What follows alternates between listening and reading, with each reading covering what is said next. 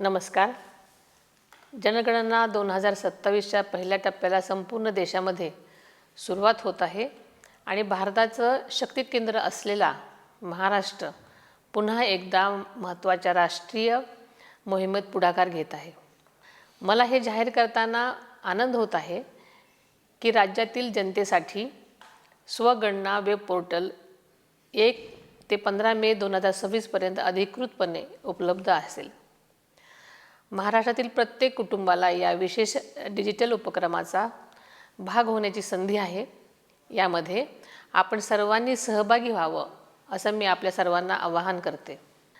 se.census.gov.in या संकेतस्थळाला भेट देऊन आपण आपल्या घरून आपल्या सोयीनुसार इतर कोणत्याही ठिकाणाहून आपली माहिती नोंदवू शकता.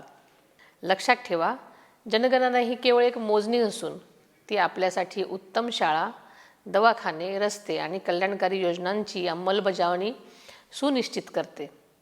प्रत्येक व्यक्तीला आणि प्रत्येक कुटुंबाला प्रगतीचा योग्य वाटा मिळावा यासाठी आपण योग्य माहिती भरणं व आपला सक्रिय सहभाग नोंदवणं गरजेचं आहे.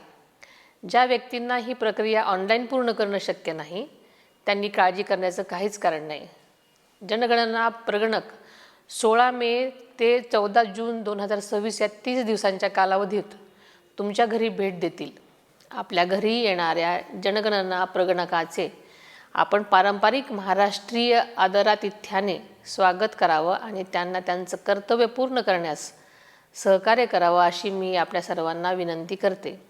आपण दिलेली प्रत्येक माहिती अत्यंत गोपनीय असून ती कायद्याने सुरक्षित आहे. तिचा वापर केवळ आपल्याच राज्याच्या नियोजनासाठी आणि विकासासाठीच केला जाईल. हे पोर्टल आता कार्यान्वित झालं आहे. चला, राष्ट्रीय मोहिमेत आपली एकजुटता सिद्ध करूयात.